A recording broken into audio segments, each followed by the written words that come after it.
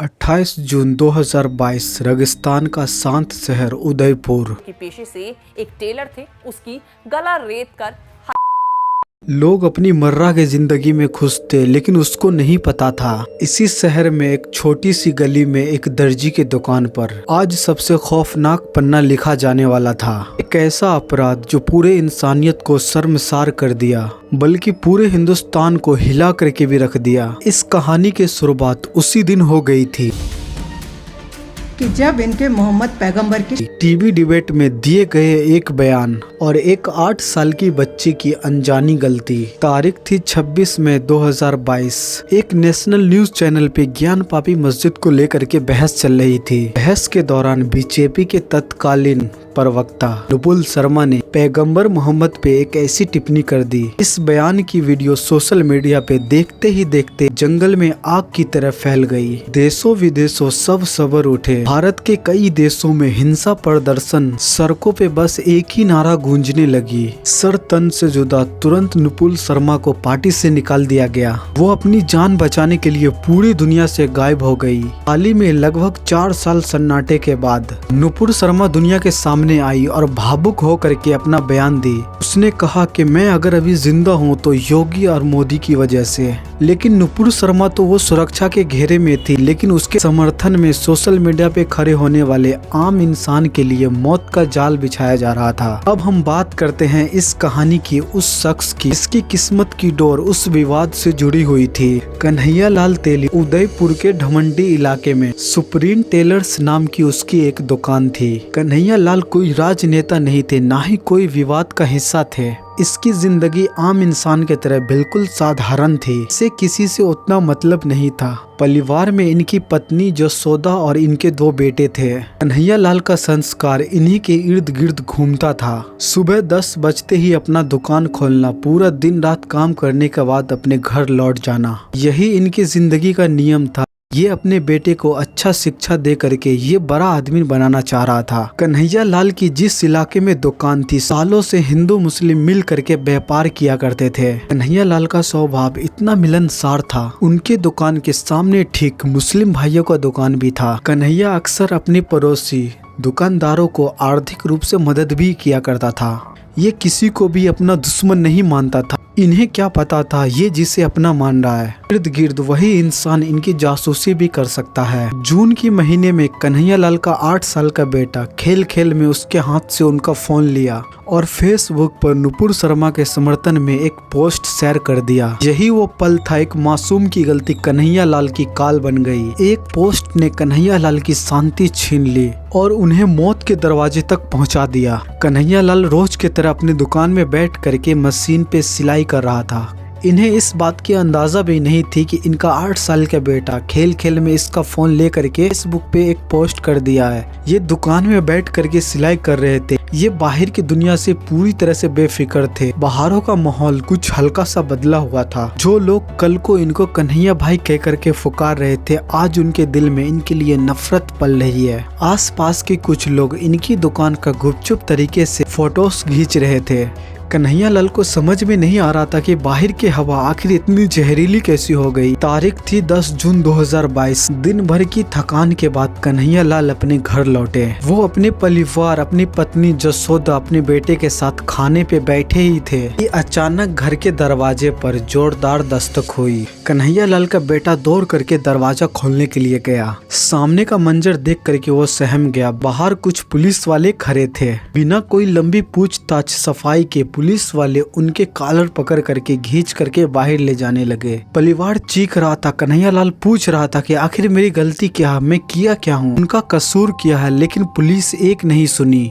अपने जीप में जबरन डाल करके ढमंडी थाने ले जाया गया। थाने के अंदर का मंजर कन्हैया लाल के लिए किसी सदमे से कम नहीं था। उस थाने के पुलिस वाले नुपुर शर्मा के समर्थन के लिए फेसबुक पे पोस्ट करने के लिए फौरन अपने हिरासत में ले लिया। कन्हैया लाल उस पुलिस वाले के सामने हाथ जोड़ करके कह रहा था कि उसे फेसबुक चलाने के लिए भी नहीं आता है। हो सकता है कि उनके 8 साल के छोटे बेटे का ये गलती हो।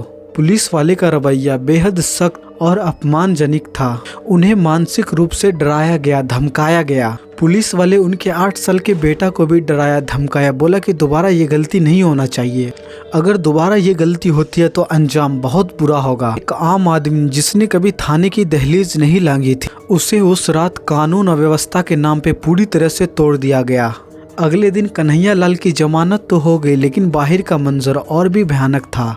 उनके नंबर पे अनजान इंसानों का फोन भरा धमकी आने लगा, मैसेज आने लगा। ये चीज कन्हैया लाल को इतना ज्यादा डरा दिया जो कई दिनों तक अपनी दुकान पे ताला लगा दिया, कई दिनों तक अपने घर में कैद रहा। उसे ऐसा लग रहा था कि कुछ ही दिनों में बाहर का हालात वो सही हो जाएंगे और शिकायतकर्ता पक्ष में एक समझौता करा दिया। लेकिन कन्हैया जानते थे कि खतरा अभी टला नहीं है।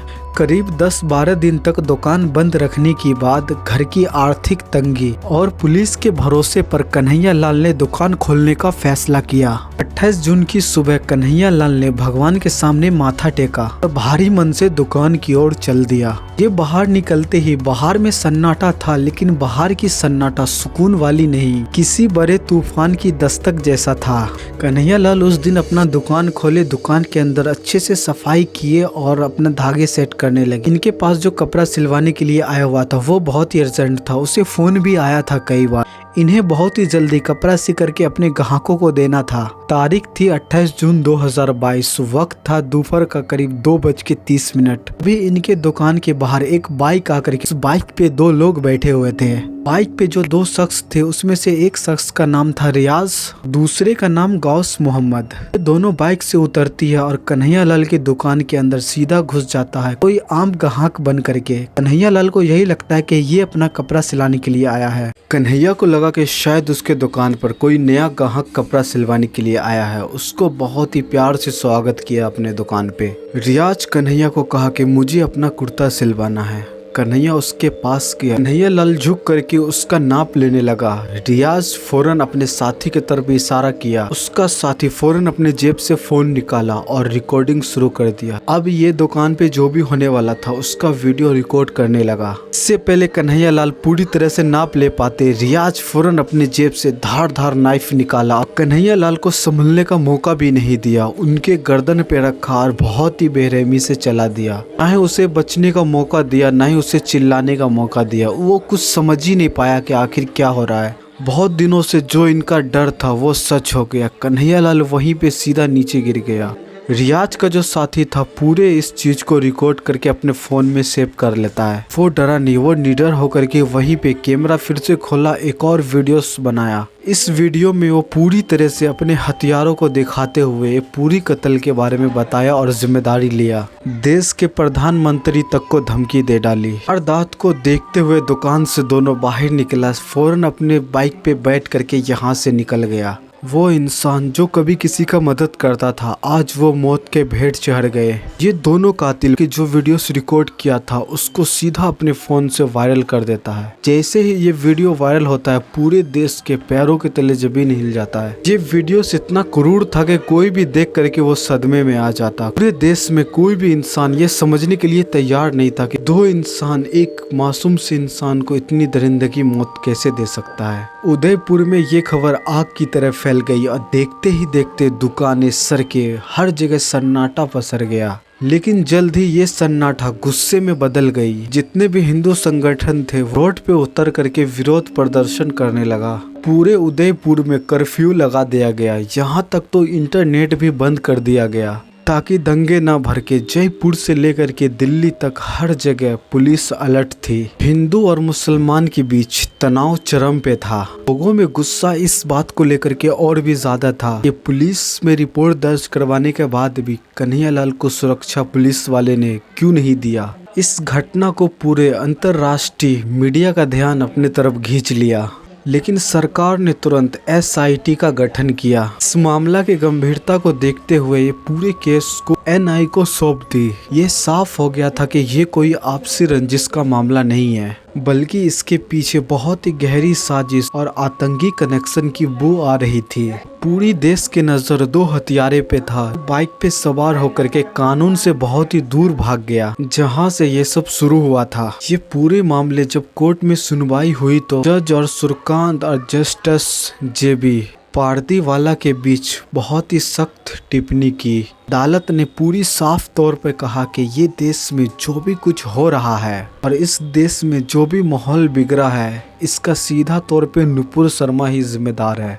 कोर्ट ने माना कि इनका भड़काऊ बयान और गैर जिम्मेदार बयान ही इस नफरत की आग को हवा दी, जिसके वजह से बेकसूर कन्हैया लाल की मौत हुई और कानून के जानकारों ने इस बात को स्वीकार किया। अगर वो विवाद भाषण अगर नहीं दिया गया होता, शायद आज कन्हैया लाल जिंदा होते और अपने परिवार के साथ होते। कन्हैया लाल का हत्या करने के बाद वो दोनों कातिल जो बाइक पे आया था, वो अजमेर के तरफ भाग रहा होता है। इन्हें लगा कि कानून से ये बहुत ही दूर निकल गया है, लेकिन राजस्थान के पुलिस ने इसको फौरन दबोच लिया। एनआई ने इस केस की पूरी तरह से जांच की तो चौंकाने वाले खुलासे हुए। ये दोनों हत्यारे पाकिस्तान के गठन से जुड़े हुए थे, लंबे समय से इस विवादों को अंजाम देने में लगे हुए थे। इसके फोन से ऐसे वीडियो, ऐसे मेल मिले जिससे साफ थे ये दंगे भड़काने की सोची समझी चाल थी। उदयपुर में कन्हैया लाल के मौत हो जाने की वजह से इनके घर में रोने का मातम बना हुआ था। कन्हैया लाल की पत्नी जसोदा का रो रो करके बुरा हाल था। उसकी पत्नी बस एक ही बात दोहरा रही थी कि मेरे पति का आखिर क्या कसूर था, उसे क्यों मारा गया।